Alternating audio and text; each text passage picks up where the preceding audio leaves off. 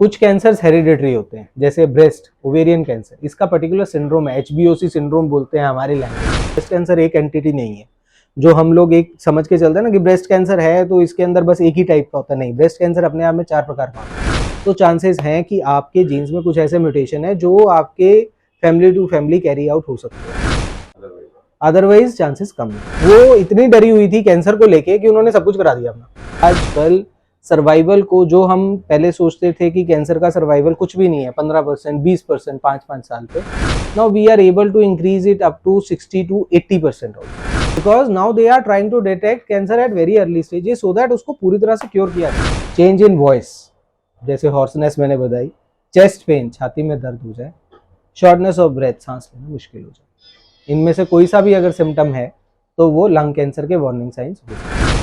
I am a medical oncologist. So oncologist तो आप सबको पता ही होगा, कैंसर स्पेशलिस्ट को ऑन्कोलॉजिस्ट कहते हैं। मेडिकल ऑन्कोलॉजिस्ट वो लोग होते हैं जो बेसिकली कैंसर की दवाइयों के साथ डील करते हैं, जिसमें majorly chemotherapy, targeted therapy, immunotherapy या इन सब का कोई कॉम्बिनेशन आता है। आपने जनरली कैंसर स्पेशलिस्ट सुना होगा जो रेडिएशन और सर्जरी से डील करते हैं। सो हमारा मेन काम होता है पेशेंट को कीमो और टारगेटेड थेरेपी या इम्यूनोथेरेपी देके ईदर उनको ऑपरेबल बनाना या ऑपरेशन के बाद दवाई देना, या फिर हम स्टेज 4 में ज्यादा काम करते हैं। लेकिन हमारा role early stage of cancer में काफी हैवी रहता है। ये अर्ली स्टेज ऑफ कैंसर के अंदर आज की डेट में जो सबसे एडवांस्ड बातें हैं वो मेनली मेडिकल ऑन्कोलॉजी में।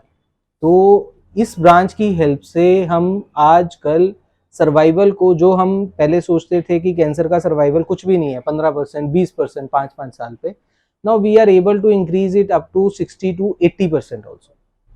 सो this is a huge achievement in terms of survival कि 5 साल पे जहां हम 100 में से सिर्फ 15 या 20 लोगों को देख पा रहे थे, आज की डेट में 100 में से 60 से 80 लोग जीवित रह पाते हैं। और उसका कारण नई आने वाली नई टेक्नोलॉजीज में मेजर एडवांसमेंट में आती हैं मेजर नई दवाइयाँ, जिसमें आज की डेट में अगर आपने बूम सुना होगा तो सबसे ज़्यादा बूम रहता है इम्यूनोथेरेपी का, जिसके बारे में अखबार में भी रोज आए दिन कुछ ना कुछ छपता रहता है कि आज ये दवाई लॉन्च हुई, आज वो दवाई लॉन्च हुई, अब इस इंडिकेशन में इतने नंबर ऑफ पेशेंट्स को लिया और वो कंप्लीटली उसके अंदर से कैंसर सिर्फ दवाई की हेल्प से खत्म हो गया। सो ये कुछ चीजें हैं जिनसे हम डील करते हैं। तो आज जो हमारा आपसे मिलने का टारगेट था वो ये समझना था कि कैंसर है क्या और कितना हमें जरूरत है कैंसर से डरने की, और कितना इसका इलाज एक्चुअली संभव है और कैसे संभव है। सो बात करें कि क्या कैंसर होता है, कैसे कैंसर होता है, कैसे कैंसर डायग्नोज किया जाता है, क्या इसे बचाया जा सकता है, और क्या जीन्स के बीच में और कैंसर के बीच में कोई आपस में संबंध है। जो हमारे दिमाग में कई बार रहता है कि कैंसर एक मरीज को है तो क्या वो परिवार में बाकी सदस्यों को भी परेशान करेगा या नहीं, क्या किसी को कैंसर होने का कारण उसके परिवार में पिछले सदस्यों को कैंसर होना हो सकता है या नहीं। तो कुछ उन बातों के बारे में आज हम बात करेंगे। तो कैंसर के बारे में हम बात करें तो आजकल 20% से भी ज्यादा डेथ्स ओवरऑल वर्ल्ड में कैंसर की वजह से हो रही है। ऑलमोस्ट 8 लाख लोगों को हर साल नए केसेस हमें कैंसर के देखने को मिल रहे हैं। टोटल जो डेथ होती है उसका 20% कैंसर रिलेटेड डेथ्स है। सो इट्स अ ह्यूज जी। So it's a huge case तो सुनने में नहीं आते, जैसे हमें 100 डेथ सुनने में तो आती है सब, लेकिन 20 कैंसर से सुनने में सर वो रीजन उसका ये है कि to be very frank cancer आज भी एक स्टिग्मा है। आप अगर सोसाइटी की बात करो, हमारे पास ऐसे बहुत से पेशेंट्स आते हैं जो हमें ये कहते हैं कि डॉक्टर साहब परिवार में किसी और को नहीं पता चलना चाहिए।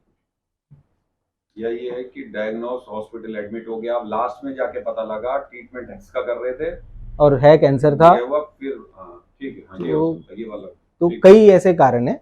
और इंडियन डाटा तो अभी काफी इसमें ढंग से कलेक्ट ही नहीं हो पा रहा, डायग्नोस बड़ी प्रॉब्लम होती है। तो इसमें ऑलमोस्ट 5.5 लाख लोग हर साल कैंसर से एक्सपायर हो गए इंडिया की बात करें, एंड 70 to 80% कैंसर जो है वो लेट स्टेजेस में डिटेक्ट हो रहा है। आप कुछ पूछना चाह रहे हैं? ये जो आपका लास्ट पॉइंट है ना, इस वजह से वो 20 वाला मैच ये वजह है। यस, एंड अर्ली डिटेक्शन जो है वो हमें हेल्प करती है कैंसर को कहीं ना कहीं क्योर करने में। सो जो हमारा एक डर है कि कैंसर का कोई क्योर ही नहीं अवेलेबल है, उसका कारण एक्चुअली लेट डिटेक्शन है। एक चीज बीच में डिस्कस कर रहा हूँ, जो आजकल ईयरली हमारे यहाँ या कोई भी कराता है, एक कंप्लीट चेकअप कराता है जी ईयरली, जी जी जी 2000 जी, 2500 रुपए पैकेज ला राइट राइट राइट। मुझे लगता है उसमें ये नहीं होता, नहीं होता ना, नहीं तो होता। उससे कितना, अगर वो पैकेज कौन सा, मतलब कितने का so package basically frankly speaking India में अभी तक कोई भी कैंसर डिटेक्टिंग पैकेज है ही नहीं है। है? अदरवाइज तो ये उसी पैकेज में 2 की बजाय 2500-3000 तो बेटर है वो, इसलिए इसमें हर कैंसर को डिटेक्ट करने की अलग अलग मोडेलिटी है। फॉर एग्जाम्पल अगर मैं बात करूं लंग कैंसर की, तो उसको अर्ली डिटेक्ट कैसे किया जा सकता है? उसके लिए जो सीटी स्कैन होता है, ब्लड में कुछ नहीं पता, ब्लड में नहीं पता चलता। ब्लड के लिए there are some test coming up जो यूके में लॉन्च हुए हैं अभी, और वो भी लॉन्च नहीं हुए हैं, ईमा जो वहाँ की मेन एजेंसी है उसने उसे अप्रूव नहीं किया है, बट एक्सपेरिमेंटल बेसिस पे वहाँ पे ऑक्सफोर्ड यूनिवर्सिटी में कुछ लोगों के वो टेस्ट किए जा रहे हैं। सो वो आपको डिटेक्ट करते हैं कि yes you may be predispose to this cancer, but confirm वो भी नहीं है। सो ब्लड के अभी तक कोई टेस्ट ऐसे नहीं आए हैं, और अगर वो कोई ऐसे टेस्ट हैं भी हैं तो दे कॉस्ट अराउंड 60 to 70,000। तो वो हमारे रूटीन में गवर्नमेंट और मेडिकल साइंस में भी बिल्कुल मतलब उनको भी काफी स्टडी या कह दो बहुत चीजें करनी है, करनी है। यस, उन्हें भी बहुत काम करना यस यस। तो अभी हम उस स्टेज पे नहीं आए हैं कि हम उस टाइप के ब्लड टेस्ट को एक्चुअली इंडिया में अफोर्ड भी कर सके, क्योंकि गवर्नमेंट के पास अभी ऐसा बहुत सारा कैंसर का ही पेशेंट है जो बेचारा बिना इलाज के जा रहा है। तो उनको पहले तो उनको ही टारगेट करना है कि किस तरीके से हम उनकी हेल्प कर सके। हॉस्पिटल में भी डायग्नोस हो रही है, हॉस्पिटल में डायग्नोज करने के लिए पेशेंट पहली बात तो हॉस्पिटल में जाना चाहिए, पहला पॉइंट। दूसरी बात, उसके अटेंडेंट्स और पेशेंट दोनों उस चीज को एक्सेप्ट करें। टेस्ट कराएं। यस, आज की डेट में अभी भी मैं ओपीडी से उठ के आ रहा हूँ, पेशेंट आया, पेशेंट की एज है अराउंड 80 ईयर्स, पेशेंट का पता चल रहा है कि हाँ जी उसको कैंसर है, फैमिली को बताया गया कि इसको इसके बाद ये स्टेप है, नेक्स्ट स्टेप है, बट उनको इस चीज के लिए कन्विंस करने के लिए कि आपको ये टेस्ट कराना चाहिए, मुझे कम से कम उनके साथ आधे से 1 घंटे तक बात करनी पड़ेगी, क्योंकि एक्सेप्टेंस इसी बात की नहीं है कि हमें टेस्ट करवाना है और हमें कैंसर डिटेक्ट करवाना है।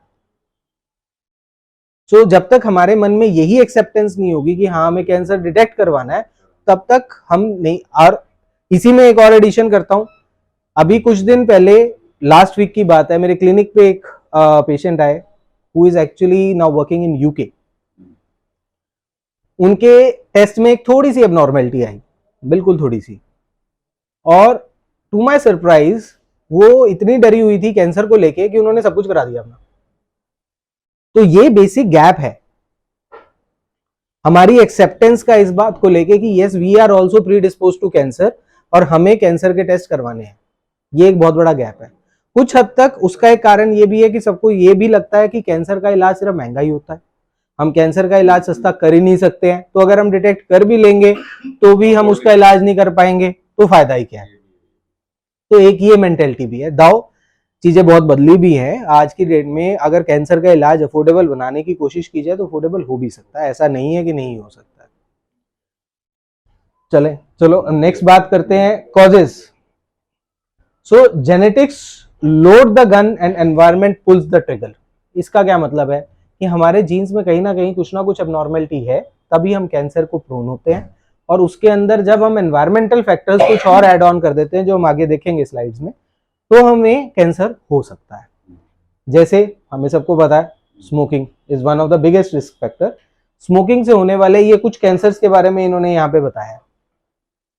अगर आप देखेंगे तो obviously lung cancer is the most common cancer associated with smoking, but India में स्पेशली हरियाणा की अगर हम बात करें तो आई विल से कि हमारे यहाँ पे ओरल कैविटी या हेड एंड नेक के cancers are the most common cancers associated with hookah smoking, right.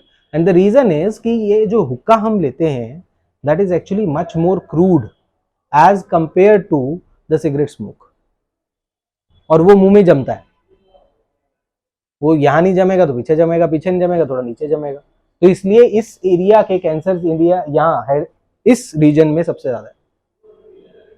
आप किसी से भी बात करो गांव में, तो तीसरा या चौथा घर ऐसा जरूर मिल जाएगा जिसके अंदर आपको एक हेड एंड नेक कैंसर का पेशेंट मिलेगा. And the reason is very simple, hookah smoking starts by the age of 14 maximum, and they are very prone to the same, क्योंकि उनका एनवायरमेंट ही ऐसा है. और उसके बाद फिर लंग कैंसर. लंग कैंसर आप हरियाणा का डाटा ले लो और पूरे इंडिया का डाटा ले लो, दोनों में पूरी डिस्पैरिटी है बहुत ज्यादा, बिकॉज ऑफ हुक्का. हरियाणा के अंदर आपको स्क्वैमस सेल कार्सिनोमा लंग सबसे ज्यादा कॉमनली मिलेगा. वहीं पूरे इंडिया में बात करोगे तो आपको एडिनो कार्सिनोमा लंग सबसे ज्यादा कॉमन मिलता है. And these are two entirely different things. और इनका treatment squamous has got a very poor prognosis as compare to adenocarcinoma. तो इसलिए यहां पे हम लोग प्रोन हैं स्क्वैमस सेल कार्सिनोमास के because of the hookah habits. फिर उसके बाद चुएबल टबैको दाव हमारे इस रीजन में कम है, फिर भी अगर हम बात करें, थोड़ा सा हम प्रोसीड करें राजस्थान की तरफ, तो वहां पर बहुत ज्यादा है. वहां पर हर इवन घर की लेडीज भी वहां पे कहीं ना कहीं छैनी कुछ ना कुछ मुंह में डाले ही होती है. ठीक है. सो वहां पर आपको सबसे ज्यादा फिर उसमें आपको ओरल कैविटी के कैंसर कॉमनली मिलना शुरू हो जाते हैं. लंग कैंसर भी होता है उसकी वजह से, but oral cavity is much more prone. फिर अल्कोहल. अल्कोहल को दाव कहा जा सकता है कि ये कैंसर करती है, ये फिर भी उतनी बुरी नहीं है जितनी स्मोकिंग बुरी है. स्मोकिंग के अंदर अप्रोक्सीमेटली 36 टाइप्स ऑफ कार्सिनोजेंस है, which is a huge number. Alcohol किस किस कारण से कैंसर कर सकती है, क्योंकि ये डायरेक्टली कुछ तो सेल्स को डैमेज करती है, स्पेशली लिवर के सेल्स को. तो इसलिए अल्कोहल की वजह से लिवर खराब होता है and it actually results in HCC, hepatocellular carcinoma. फिर उसके बाद ये ब्रेस्ट कैंसर को बड़ा प्रमोट करती है, क्योंकि लिवर खराब हुआ उसकी वजह से ईस्ट्रोजन की अमाउंट आपकी बॉडी में बढ़ जाती है. तो दैट रिजल्ट्स. लेकिन ये तो एक्सेस में ही होता होगा या लिमिट में ही होता लिमिट कितनी? अब है? इंडियन नहीं, कभी कभार इट्स फाइन. देखो कभी कभार इज फाइन. प्रॉब्लम नहीं, it's an absolute right question, absolutely a right question, a valid question. देखो प्रॉब्लम क्या है, इंडियन सिनेरियो हो गया, Indian scenario, limits are defined as per the western population. अब हमारी प्रॉब्लम ये है कि हम वेस्टर्न पॉपुलेशन के 2 पैक के हिसाब से अगर सोचने लगे एंड हम उसके हिसाब से अगर हम बात करें, तो हमारी बॉडी उस तरीके की नहीं है. We are prone to have a alcoholic liver disease much earlier as compared to the western population. अगर वो 4 पैक लेके खराब होते हैं तो हम 2 पैक में खत्म हो सकते हैं. अब ये चीज हमें समझनी पड़ेगी. और प्रॉब्लम क्या है कि जिनकी हम बात कर रहे हैं, एक्चुअली हम ओकेजनल की बात नहीं कर रहे हैं, महीने में एक आध बार 2 पैक ले लिए, that is not an issue, उससे कुछ नहीं होता. हो सकता है वो फायदा भी करती हो, ठीक है. बट हाँ, अगर आप रोज के 2 पैक मार रहे हो तो वो आपका नुकसान करेगी. ठीक है ना. Next is obesity. So breast and colon cancer very important. दाव एंडोमेट्रियल कैंसर. और दूसरा अगर उसके बाद बात करो soft tissue sarcomas.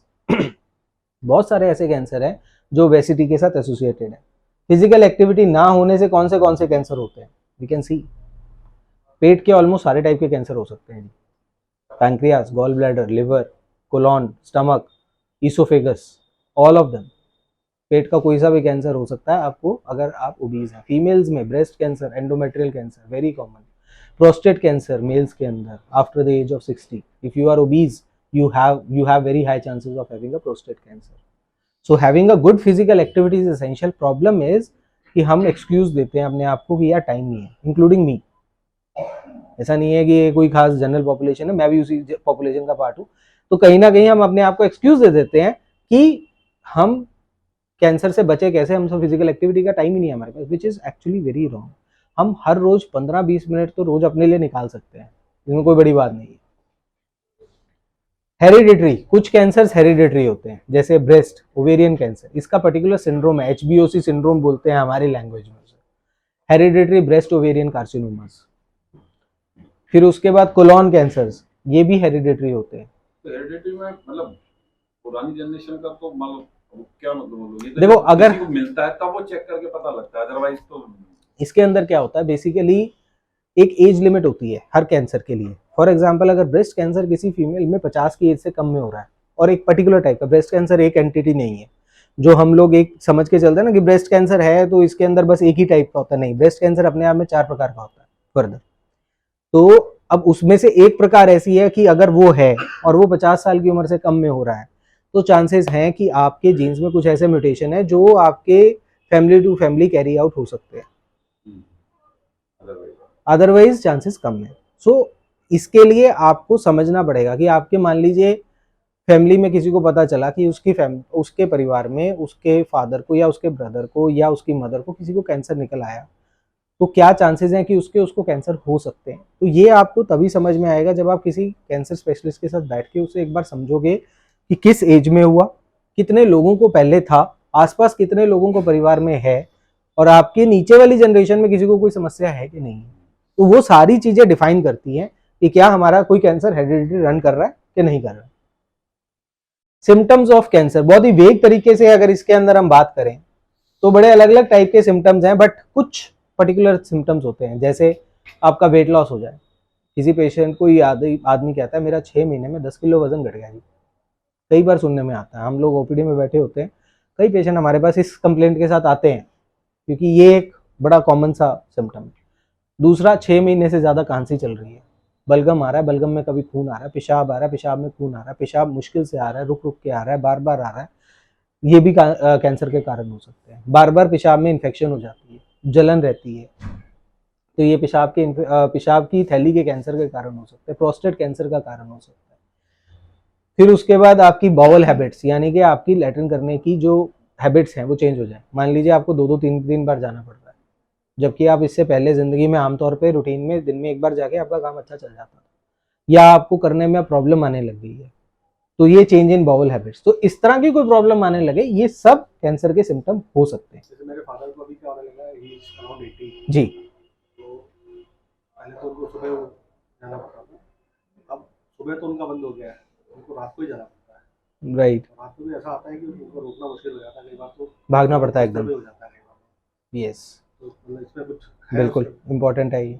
We should look for कि उनका हीमोग्लोबिन कितना है। हीमोग्लोबिन कम आता है। Yes, so this can be a symptom of carcinoma colon, तो हमें उसमें उनकी कोलोनोस्कोपी करवानी चाहिए। अगर वो 80 के हैं तो थोड़ी सी उनकी कोलोनोस्कोपी करनी मुश्किल होगी, बिकॉज हमारी जब एज एडवांस होती है तो कोलोन रिडंडेंट हो जाती है। रिडंडेंट का मतलब है ढिल जाती है, लैक्स हो जाती है, तो उसमें कोलोनोस्कोप को पास करना मुश्किल होता है, बट हो सकती है। कोलोनोस्कोपी के अलावा और कोई टेस्ट?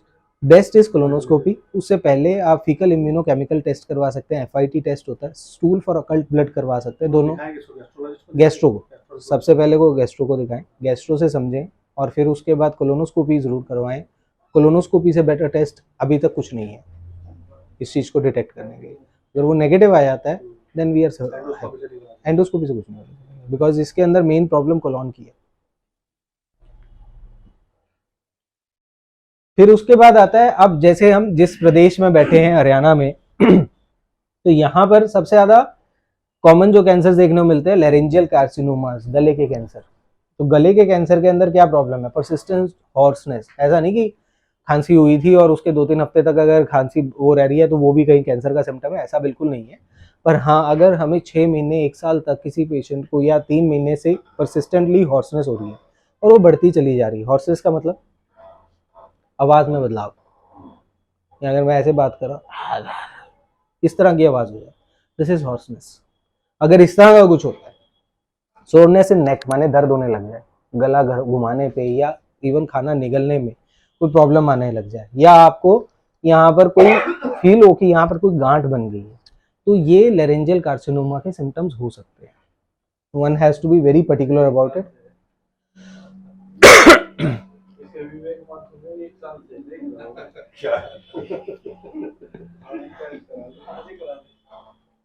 फिर उसके बाद आते हैं ओरल कैंसर के सिम्टम्स। ओरल कैंसर जो कि अगेन हमने बात करी कि हेड एंड नेक कैंसर यहाँ पे काफी कॉमन है, तो उसमें जो मुझे सबसे ज्यादा इंपॉर्टेंट लगता है वो है आपके मुंह के अंदर किसी प्रकार के व्हाइट या रेड पैचेस।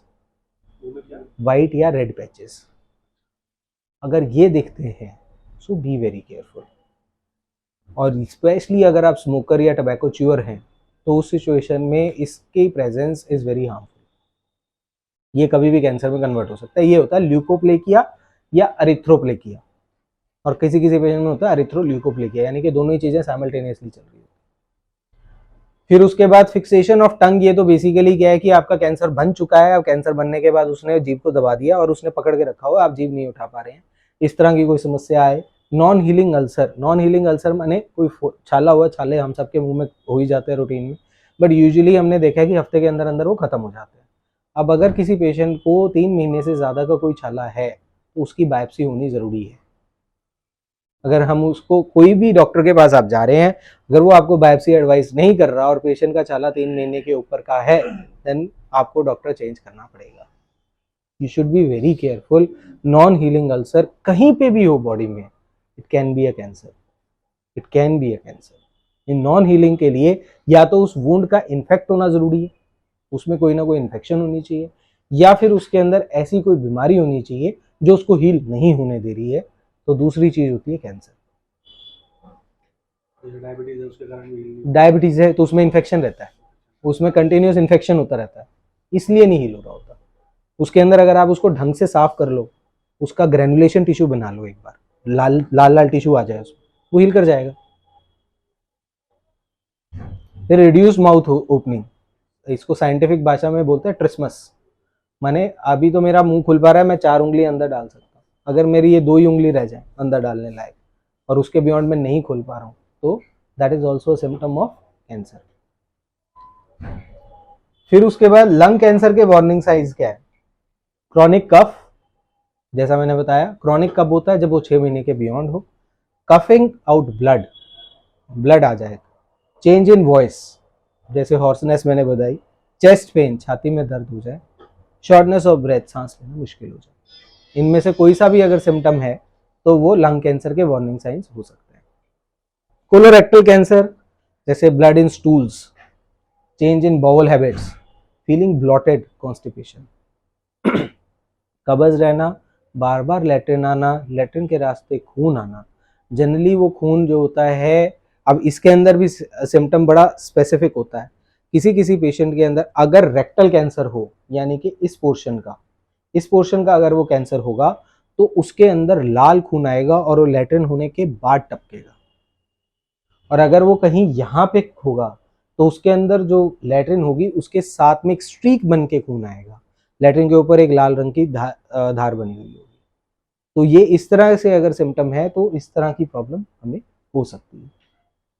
फिर oesophageal cancer, most common symptom is difficulty in swelling, खाना निगलने में दिक्कत होने लग जाए, जिसके अंदर पहले सॉलिड्स को दिक्कत होती है, फिर लिक्विड्स में प्रॉब्लम आती है। एंड रिकरेंट इंडाइजेशन, इसका मतलब कहने का यहाँ पर ये है कि हमारे को बार बार ऐसा फील हो कि हमारे मुंह में कुछ कड़वा कड़वा आ रहा है, या रात को सोते सोते मुंह में पानी भर जाना, जिसको वाटर ब्रैश भी बोला जाता है, वो हो जाना, that can also B a symptom of cancer. Specially अगर ये है तो चांसेस है कि कैंसर इस एरिया में। मुंह में पानी तो जैसे पेट खराब होता है तब भी भरता है, यस यस, वो रूटीन होता है। ऐसा होगी अगर वो 6 महीने से चले जा रहा है, you should undergo an endoscopy. नहीं लार नहीं, नहीं लार नहीं, एक होता है आप सुबह उठोगे ना तो आपको मुंह के अंदर ना एक्चुअली में पानी मिलेगा, दैट इज वाटर ब्रैश। लार निकलना वो तो बेसिकली आप सो रहे हो, आपका थूक निकल रहा है, आप गिटकने की बजाय वो बाहर निकल रहा है, that is a different thing. हाँ, वो पेट खराब भी हो सकता है, वो होम्योपैथी के हिसाब से कि वो पेट खराब है। To be very frank, allopathy doesn't say so, वो होम्योपैथी के हिसाब से, and I believe in that, ये ऐसा हो सकता है। बट जो मैं वाटर ब्रैश की बात कर रहा हूँ, मैं ये बात कर रहा हूँ कि आपके मुंह में कुछ पानी होगा जो कि कड़वा भी होगा और हो सकता है थोड़ा हरा भी होगा, यस। तो वो जब होता है देन चांसेस आर कि या तो आपके यहाँ पे वॉल्व में कोई प्रॉब्लम हो गई है, वो वॉल्व क्लोज नहीं हो पा रहा, जो यहाँ ये वाला वॉल्व है, ये नहीं, ये डायफ्राम नहीं, ये बेसिकली गैस्ट्रोइसोफेजियल जंक्शन है, यहाँ पर एक वॉल्व होता है, या तो ये वॉल्व खराब हो गया जिसकी वजह से आपको ऊपर की तरफ आपका वो पानी जा रहा है, जो एसिड यहाँ पेट में बन रहा है वो ऊपर को चला जाता है, जिसको गर्ड बोलते हैं नॉर्मल हमारी लैंग्वेज में, साइंटिफिक लैंग्वेज में। तो ये सेम चीज एक्लेशिया कार्डिया में तो होती है। एक्लेशिया कार्डिया के अंदर साथ में लिक्विड नहीं जाता अंदर, वो प्रॉब्लम, वो हाँ, लिक्विड जाना मुश्किल हो जाए तब वो एक्लेशिया कार्डिया है। एक्लेशिया, हाँ, मसल्स वीक हो जाती है, right. Achalasia cardia is absolutely a different term. Achalasia cardia में रादर आपकी एकदम से स्पाज्म आ जाता है, तो उसमें तो आपकी इस तरह से इसोफेगस बन जाती है, एक बैलून बन जाता है इसोफेगस का, है ना। उसमें तो यहाँ का प्रेशर बढ़ गया, मैं कह रहा हूँ ये यहाँ का प्रेशर लूज हो गया, तो उसमें फिर पानी ऊपर की तरफ को चढ़ने लग जाता है। इसमें जो पानी ऊपर की तरफ, इसमें तो मुंह में बदबू आएगी बहुत ज्यादा, that is a different symptom. ऐसा हो सकता है, बिल्कुल हो सकता है, ऐसा भी हो सकता है, ये भी चीज हो सकती है। एक मिनट, हेलो, हाँ जी, हाँ अभी मैं देखता हूँ, मैं मीटिंग में हूँ, थोड़ी देर में देख के बताता हूँ। फिर प्रोस्टेट कैंसर, जैसा हमने पहले बात करी, trouble urinating, decreased force in the stream of urine, दाओ ये दोनों सिम्टम हमें नॉर्मली बीपीएच यानी कि बेनाइन प्रोस्टेटिक हाइपरप्लेजिया में भी मिल जाते हैं। बेनाइन प्रोस्टेटिक हाइपरप्लेजिया किसी भी मेल को 45 की एज के बाद हो सकता है, एंड दैट इज फाइन, उसका ट्रीटमेंट है, उसको आप रिमूव भी करवा सकते हो और उसको गोलियों से भी ट्रीट कर सकते हो। But after the age of 60 anybody is liable to develop a prostate cancer, specially अगर उसकी फैमिली हिस्ट्री है, स्पेशली अगर फैमिली हिस्ट्री है, नहीं तो 70 के बाद चांसेस बढ़ जाते हैं। इसलिए 60 के बाद आपने जिन पैकेजेस की बात करी थी उसमें एक टेस्ट होता है PSA, PSA test is diagnostic and a screening method for prostate cancer. So वहां पर वो एक हेल्पफुल टेस्ट है। कुछ टेस्ट हैं जो स्क्रीनिंग में हेल्प होते हैं ब्लड के अंदर, उसमें से पीएसए एक टेस्ट है। फिर उसके बाद इसके अंदर बोनी पेन्स, इरेक्टाइल डिस्फंक्शन, कुछ भी हो सकता है, this all can be the symptoms of prostate cancer. Bladder cancer, blood और clots in urine, painful urination, urinating small amounts frequently and frequent urinary tract infections, जो हमने पहले भी बात करी कि आपको यूरिन में ब्लड आ जाए या बार बार इन्फेक्शन हो जाए, रुकावट हो जाए, कुछ भी हो सकता है। आप प्रिवेंट कैसे करें कैंसर? ने ये तो सारा कुछ सुन लिया, डर तो बहुत लिए कि कैंसर हो सकता है, हो सकता है, आप कैसे बचें कैसे इससे? तो less alcohol, low risk of cancer, one is this. Obesity and body weight, जैसा हमने पहले बात करी कि हमें फिजिकल एक्टिविटी करने की बहुत ज़्यादा ज़रूरत है, थोड़े से स्टार्ट करें, 30 minutes per day brisk walk is more than sufficient. अगर हम 15 मिनट सुबह 15 मिनट शाम को भी कर लें, more than sufficient. Brisk walk का मतलब क्या होता है? हमें सांस चढ़ना चाहिए चलते हुए, बस इतनी सी बात होती है ब्रिस्क वॉक। उसके बाद आप ऐसे ऐसे करके चलो, आप ऐसे ऐसे करके चलो, डजंट मैटर, सांस चढ़ गया, you are done, you have done your brisk walk. फिर उसके बाद आपको आपका बॉडी वेट कंट्रोल करना है, रेगुलर एक्सरसाइज करनी है। फ्रेंच फ्राइज और कैंसर फ्राइज, हाँ वो हमें डिसाइड करना है, ठीक है जी। फ्रेंच फ्राइज के साथ अब आप ध्यान देंगे तो इसके अंदर हम एक्चुअली, हमारे साथ इंडियंस के साथ प्रॉब्लम क्या है कि हम वेस्टर्नाइज तो हो गए, बट अब वेस्टर्न वर्ल्ड छोड़ रहा है तो हम उसको नहीं एक्सेप्ट कर पा रहे। Now they are coming up with the fact कि आपको हाइड्रोजनेटेड ऑयल्स नहीं यूज करने हैं, पर हम आज भी वनस्पति घी की तली हुई चीजें खा जाते हैं, हम वो चीज नहीं छोड़ रहे हैं। फिर उसके बाद एट हाई टेम्परेचर, अब इसीलिए आज की डेट में जो कॉन्सेप्ट आया है एयर फ्रायर्स का, that is much better as compare to deep fry, in the way कि आपको कुछ हद तक टेस्ट भी मिल जाता है और आपका ऑयल भी कम यूज होता है एंड आप उसको डीप फ्राई नहीं करते हैं। फिर उसके बाद आता है how to prevent cancer, food additives, very very important. Always go through the ingredients, specially जब आप बच्चे को कोई टॉफी दे रहे होते हो ना, उसके अंदर एक बार नजर जरूर मारा करो है क्या, उसके जो प्रिजर्वेटिव्स हैं वो क्या है। उन प्रिजर्वेटिव्स के नंबर को अगर आप गूगल पे डालोगे तो you will get to know कि उसके अंदर कैंसर रिस्क कितना है, सो दैट आप अपने बच्चों को एटलीस्ट बचा सकें, क्योंकि ये अब नॉलेज हमें अब मिली है, ठीक है, दैट इज फाइन, बट हमें तो मिली, कम से कम हम किसी का तो भला करें। और इंक्रीज योर फाइबर, फाइबर में वही हरे पत्ती वाली सब्जियां, सलाद, ये सब खाएं, ठीक है। ड्रिंक वाटर, इंपॉर्टेंट एस्पेक्ट, आप सब ऑफिस में काम कर रहे हैं, हमारी सबकी एक प्रॉब्लम है, हम सब एसी में बैठते हैं, प्यास हमें लगती नहीं है, पानी हम पीते नहीं, 1 लीटर 1.5 लीटर से ज़्यादा पानी ना आप पीते हो ना मैं पीता हूँ। इसलिए सुबह उठ के 1.5 लीटर पानी का सिस्टम बनाओ, ताकि दिन में 1.5 लीटर पानी से आपकी कॉम्पनसेशन हो जाएगी। 3 से 5 लीटर का पानी मैं सजेस्ट करता हूँ कि आपको एटलीस्ट पीना चाहिए दिन में। रेगुलर चेकअप, अब ये जो भाई साहब ने बात करी, बड़ी अच्छी बात करी थी कि रेगुलर चेकअप तो हम करवा रहे हैं, बट वो रेगुलर चेकअप्स आपके ब्लड से कुछ नहीं होगा, वो कंप्लीट है ही नहीं है। आपको क्लिनिकली किसी डॉक्टर से मिलने की ज़रूरत है, आपको समझना पड़ेगा कि आपको क्या करवाना है। फॉर एग्जांपल 55 की एज के बाद हर आदमी को 5 साल में एक बार अपनी कोलोनोस्कोपी करवानी होती है, this is as per the guidelines. हमें किसी को पता ही नहीं है, करवाएंगे कैसे, क्योंकि हम किसी डॉक्टर से मिलते ही नहीं है। हमें डॉक्टर के पास जाना है, छोड़ना यार, कुछ ना कुछ टेस्ट लिख देगा, कराना पड़ेगा, वहम आ जाएगा। प्रॉब्लम क्या है कि हम वहम, ना तो हम वहम पालना चाह रहे हैं और उस वहम का जो साइड इफेक्ट है हम उसको भी नहीं देखना चाह रहे हैं। तो या तो एक्सेप्ट करके चलें कि भाई कैंसर होगा तो कोई बात नहीं, देखा जाएगा। फिर उसके बाद in case of any symptoms, don't ignore, don't wait, this is another problem. आसपास वाले केमिस्ट से दवाई लेके, गले में खराश है कोई बात नहीं, चलो टस्क्यू की गोली मिल जाती है, विक्स की गोली मिल जाती है, ले लेके चूसते रहे, चलता रहेगा काम। हर कैंसर का सिम्टम तो अलग होगा ना, कितने सिम्टम्स तो भर देंगे आपको पर सिम्टम तो होंगे, एक आदमी में तो एक ही टाइप की ना। बेसिकली हमें उसके अंदर समझना होगा कि हमारे कोई सिम्टम परसिस्ट कर रहे हैं, तो हमें उस पर ध्यान देना है। हमें हर चीज पे ध्यान देने की जरूरत ही नहीं है। हम तो ये कह रहे हैं कि जो चीज आपको समस्या दे रही है, अपनी बॉडी से बात करो।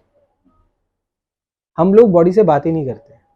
अगर मेरा गला खराब हुआ है तो मैं उसको इग्नोर करते हुए दिन प्रतिदिन चलता चला जाऊंगा, या मेरे पेट में गड़बड़ है तो मैं उसको इग्नोर करते हुए चलता चला, मुझे भूख ज्यादा लगने लग गई तो भी मैं उसको इग्नोर कर रहा हूँ, मैं ध्यान नहीं दूंगा। पर अगर मैं उसको ध्यान दूंगा तो मेरे समझ में आएगा यार पेट में कीड़े हो सकते हैं, काम छोटा सा है, बात बहुत छोटी सी है, एक गोली लेके आपका काम चल सकता है, बट हम ध्यान ही नहीं देते। तो इसमें जैसे कैंसर कुछ हो रहा होता है किसी की बॉडी में, तो सीआरपी वगैरह भी बढ़ा नहीं आता। सीआरपी बड़ा हो सकता है because it is a generalized inflammatory marker and cancer is a state of inflammation. But वो बैक्टीरियल इन्फेक्शंस में भी बड़ा हो सकता है, वो आपकी ऑटोइम्यून डिजीजेज में भी बड़ा हो सकता है। So it is so much generalized कि उसके बेसिस पे आप कुछ भी डिफाइन नहीं कर सकते।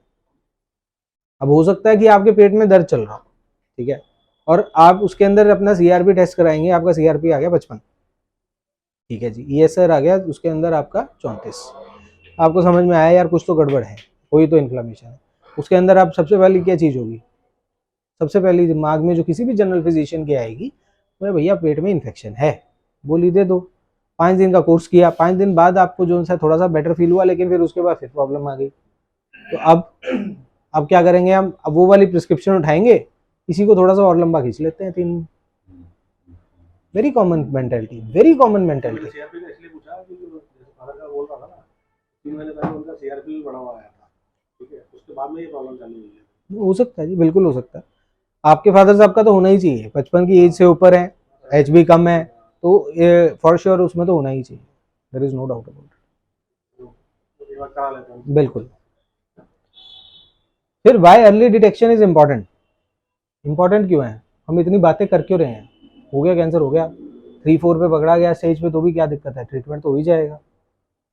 बट अर्ली स्टेज पे डिटेक्ट होने का फायदा क्या है, exactly, it is curative. As a cancer specialist, we want to cure every damn patient, to be very frank. चाहे उसके अंदर मेरी इन्वॉल्वमेंट हो या ना हो, बट पेशेंट इंप्रूव होना चाहिए, दैट इज आर मोटो। उसको कैसे अचीव किया जा सकता है, जितना अर्ली स्टेज पे पकड़ोगे उतना जल्दी इलाज कराओगे। ब्रेस्ट कैंसर को लेके यूएस के अंदर मोर्टेलिटी एकदम से नीचे आई, क्यों आई, क्योंकि उनकी इंश्योरेंस कंपनीज ने कंपलसरी कर दिया कि आपको हर साल 45 साल की उम्र के बाद अपनी सोनोमेमोग्राफी करानी ही करानी है, उसके बिना आपकी इंश्योरेंस रिन्यू ही नहीं होगी, कर लो। तो अब उससे उनके अर्ली डिटेक्शन रेट्स बढ़ गए, जैसे अर्ली डिटेक्शन रेट्स बढ़े कैंसर स्लैश डाउन कर गया, मोर्टेलिटी डिक्रीज होगी। जो कैंसर उनका one of the most common causes of cancer related mortality था, वो अब उस रेंज में नहीं रह गया, अब उनका लंग कैंसर की मोर्टेलिटी बढ़ गई। इंश्योरेंस के लॉसेस हो रहे थे, उन्होंने एनालिसिस करके अपना लॉसेस Yes, बचा लिया और पेशेंट yes, भी बचा लिए। yes, exactly. yes, and that is what we are also trying to do now. अब हर तरीके से कैंसर का ट्रीटमेंट भी इम्प्रोवाइज करने की कोशिश, और अर्ली स्टेज में आज की डेट में सारी ट्रायल चल रही है। आप आज की बात करो तो आपको स्टेज 4 का डाटा आज से 10 साल पुराना है ऑलमोस्ट हर कैंसर में, नया डाटा कम आ रहा है, अर्ली स्टेज के डाटा ज्यादा आ रहे हैं, because now they are trying to detect cancer at very early stages so that उसको पूरी तरह से क्योर किया जा सके। उसमें सर्जरी का रोल तो है ही है, बट दवाइयां हम इस तरीके से करना चाह रहे हैं कि आप पूरी तरह से वो खत्म हो जाए। स्क्रीनिंग, सो वुमेन में mammography every 2 years, this is wrong, annually after the age of 45 till the age of 75, this is the current guidelines. Cervical regular pap smear, pap testing होती है, HPV टेस्टिंग होती है, which should be done once the female is sexually active. उसके बाद हर female की HPV testing और pap smear होना चाहिए।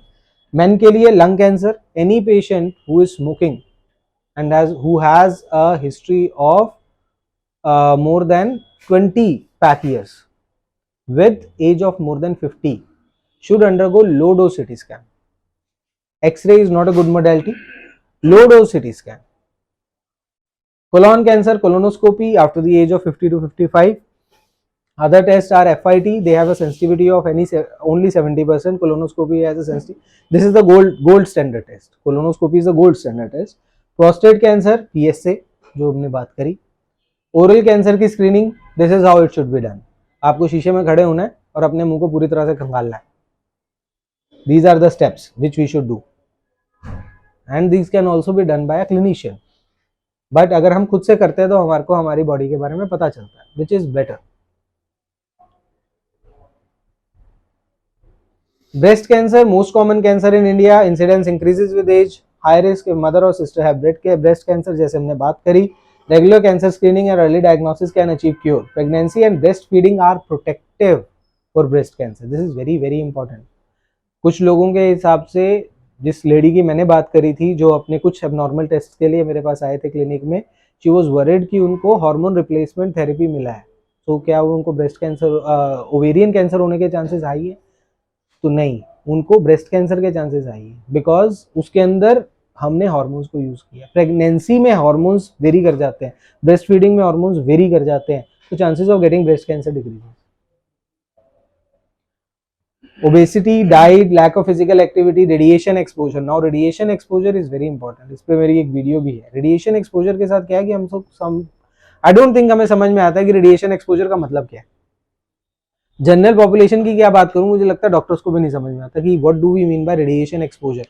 रेडिएशन एक्सपोजर का मतलब है यूवी रेज का एक्सपोजर। यूवी रेज का एक्सपोजर हमें कहाँ मिलता है? जब हम सन बाथ लेते हैं, और इसीलिए वेस्टर्न कंट्रीज में सन बाथ लेने वाले बीच का जो ट्रेंड था वो अब थोड़ा सा कम हुआ है। उसमें सन बाथ का ट्रेंड बहुत ज्यादा था, इसलिए उसमें they were more prone to radiation expose breast cancers. And also radiation exposure specially अगर यंग एज में बच्चों को जब एक डिजीज होती है हॉजकिंस लिम्फोमा, तब उसमें आज से कुछ साल पहले तक इस एरिया की रेडिएशन होती है, तो उसमें भी रेडिएशन एक्सपोजर होता था, तो that also makes them prone to radiation. History of other cancer जैसे यूट्रस, सर्विक्स और ओवरी, हार्मोन्स जैसे कि ईस्ट्रोजन रिप्लेसमेंट थेरेपी जो मैं बात कर रहा था। फिर genetics, certain breast cancers are inherited. तो breast cancer screening very easy, self examination. Every female should do by the age of 35, she should learn how to do a self breast examination, should be done monthly basis पे। उसका तरीका है, it can be done very easily। Mammogram should be done, ideally sonomammogram, especially for young female who are below the age of 60. Above the age of 60, it can be your mammogram alone। Regular breast checkups with the oncologist। You don't have to be afraid of cancer anymore for sure, because आज की date में हमारे पास treatment बहुत है। हम बात करें तो we have multiple type of treatments available. आपके पास हार्मोनल थेरेपीज एंड सर्जरीज पहले भी थे, bone marrow transplant for blood cancers, chemotherapy, targeted therapy, radiation therapy, immunotherapy, and multiple things are coming up, CAR T cell therapy and your this antibody drug conjugates are coming up, so multiple type of treatments are available.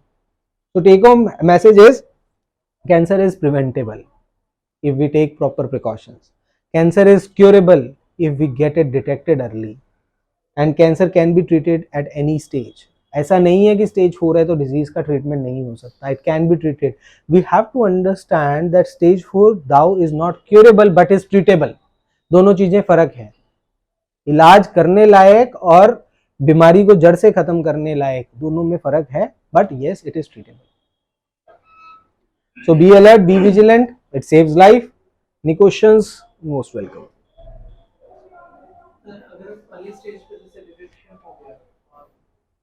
में आज की date में सबसे ज्यादा advancement हुई है solid cancers के अंदर। T1 स्टेज का कैंसर है, 5 ईयर सर्वाइवल इज 98%। मतलब 100 मरीजों को ट्रीट करा, उनको ट्रीट करा। मैं ये बोल रहा हूँ कि उनका रेट ऑफ जो मोर्टेलिटी है वो बढ़ सकता है, बट 100% क्योरेबल क्या गारंटी? क्योर तो आपने कर दिया, क्योर कर दिया। यू आर टॉकिंग अबाउट कि रिकरेंस होगा कि नहीं होगा। मैं उसी की बात कर रहा हूँ कि 5 साल भी ऑन्कोलॉजी का एक बड़ा बेसिक सा प्रिंसिपल है कि पहले 5 साल क्रूशियल होते हैं। अगर 5 साल तक किसी पेशेंट को कैंसर दोबारा से नहीं आ रहा है तो चांसेस ऑफ हर और him getting the cancer again are very low. तो अगर मैं 5 साल के अंदर 98% चांसेस हैं कि मेरे कैंसर नहीं आ रहा है, तो मैं अगले 10 साल के लिए आई एम ऑलमोस्ट 100% श्योर कि जिनको नहीं आया अब नहीं होगा। उसके अंदर बस ये है कि you have to be on a follow up obviously because your body is prone to cancer, तभी आपको कैंसर हुआ है। तो आपको उसके अंदर you have to be on the follow up. जैसे मान लीजिए किसी का कैंसर क्योर हो गया, तो व्हाट वी डू इज कि पहले साल में हम 3 मंथली उनके 4 पेट स्कैन करवाएंगे जस्ट टू अंडरस्टैंड कि उनको कैंसर दोबारा ना आ जाए। अगले साल में अगले 2 साल में हर 6 महीने में, फिर उसके बाद सालाना फॉर नेक्स्ट 2 ईयर्स। तो ऐसे 5 साल हमने निकाल लिए। फिर उसके बाद 2-2 साल या 3-3 साल का गैप हो जाता है। तो उससे हमें पता चल जाता है